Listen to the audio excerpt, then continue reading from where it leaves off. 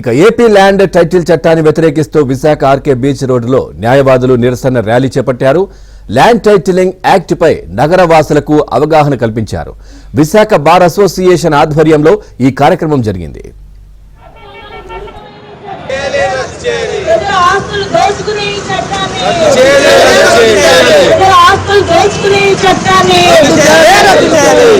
రాజ్యాంగానికి విరుద్ధమైన ఈ చట్టాన్ని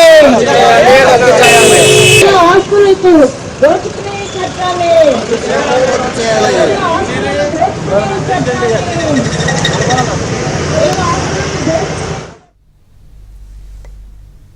రైట్. గత 65 రోజులుగా ఏపీ ల్యాండ్ టైటిల్ చట్టంకు వ్యతిరేకంగా వివిధ రూపాల్లో నిరసన చేస్తున్నా ప్రభుత్వం పట్టించుకోవడం లేదని న్యాయవాదులు అంటున్నారు. ఇక రాష్ట్రంలో రాజ్యాంగానికి విరుద్ధంగా చట్టాన్ని తీసుకువచ్చారని విమర్శించారు.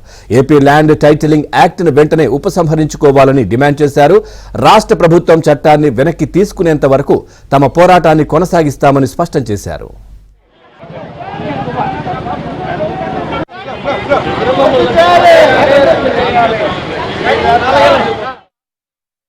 న్యాయవాదులందరూ కూడా ఇంత తెల్లవారే వాళ్ళ విధులు బహిష్కరించి ఇక్కడికి రావడానికి ప్రధాన కారణం ఏంటంటే ఆంధ్రప్రదేశ్ ప్రభుత్వం తీసుకొచ్చిన భూ హక్కుల యాజమాన్య చట్టం ఏదైతే ఉందో అది ప్రజల ఆస్తులకు రక్షణ లేని విధంగా ఉంది.